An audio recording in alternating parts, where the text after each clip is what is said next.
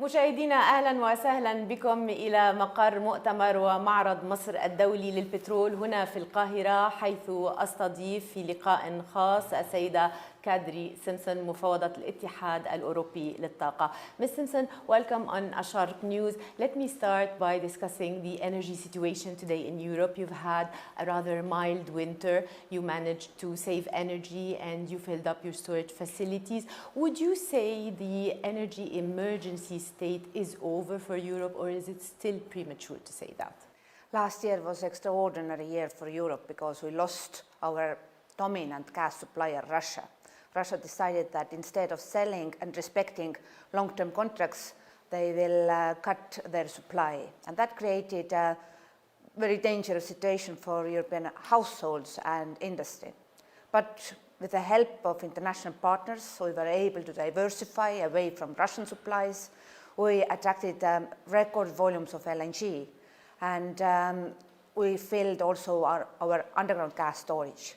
That gives us security buffers. So yes, we are in safe side right now, and saying that in the middle of February, but we are already preparing for the next winter because Europe consumes gas in the winter. We heat homes using natural gas. By how much did you have to cut your demand for gas in 2022? We cut our demand. European 27 member states, they cut their demand by 1/5, 20%. And that was a broad approach. Where it was possible, we replaced natural gas with alternatives. So in power generation, for example, last year was extraordinary and good year for wind and solar. We produced significantly more electricity using wind and solar, and actually in 2022 the main power producing capacity came from renewables, so it was bigger than natural gas. We also saved gas because the winter was very mild, so it was not necessary to heat your home so much. We lowered our temperatures, and that saved also significant volumes. 20% cut in demand. Is that sustainable for 2023, Ms. Simpson? Yes, our predictions show that we will cut our consumption also this year significantly. So before the war in 2021, Europe and our 27 member states, we consumed 400 billion cubic meters of natural gas. Then this year, if all our plans will materialize, we will consume only 330, and this is a significant cut. But of course, the rest of it we have to replace with trusted partners' supplies, and that still means 330 billion cubic meters because Europe is heavily dependent on imported fossil gas, so we don't produce much ourselves.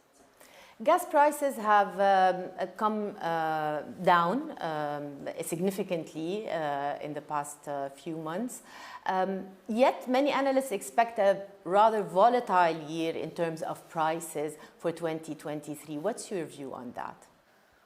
We have managed with our set of emergency proposals to return to the price level that we had before Russia started its unjustified war against Ukraine. So it's the same prices that we had in the beginning of February last year.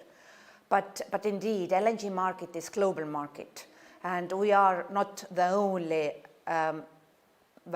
importing region worldwide. We are competing with Asia, and that means that also all the efforts made by Asian governments to replace natural gas with alternatives will help us to grant more stable price formation for the rest of the world. And this is part of our global partnerships to negotiate with like-minded countries who will also prioritize energy efficiency measures, because then also third countries will not face a situation where gas price is so high that they just cannot allow to buy it. Is China's reopening still a big question at this stage? Yes, this is clear that China is one of the major importing countries of LNG, but there is also Japan, who is reconsidering their energy policy and reopening the nuclear reactors. There is Korea, who is really impressive on their energy efficiency measures.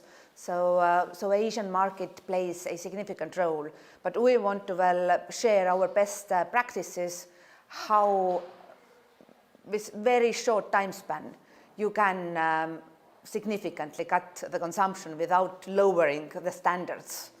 Let's talk a bit about mitigation for 2023. A key pillar, as in 2022, has been to diversify supply routes.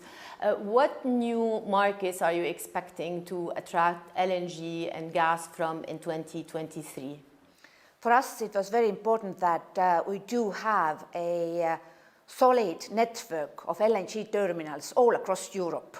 And these terminals allow us to reach out to international partners and request them to ship more LNG to European markets.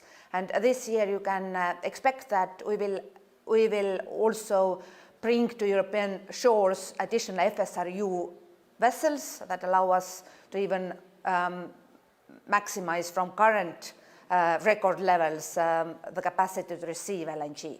And our major LNG partner is United States. They are number one supplier, but of course the rest of the world helps too. And in this regard, last year Egypt rerouted several cargos to Europe, so we received significantly more LNG last year from Egypt than year before, and we hope that this trend will continue. You signed an MOU with Egypt and Israel last summer. When do you expect to see even a significant hike in quantities that can come from Egypt liquidation facilities? Right now we can address the existing bottlenecks in the infrastructure so that some of the Israeli production can arrive to Egypt shores. But new discoveries, they will take some years to be market ready. Ms. Simpson, thank you so much. Thank you.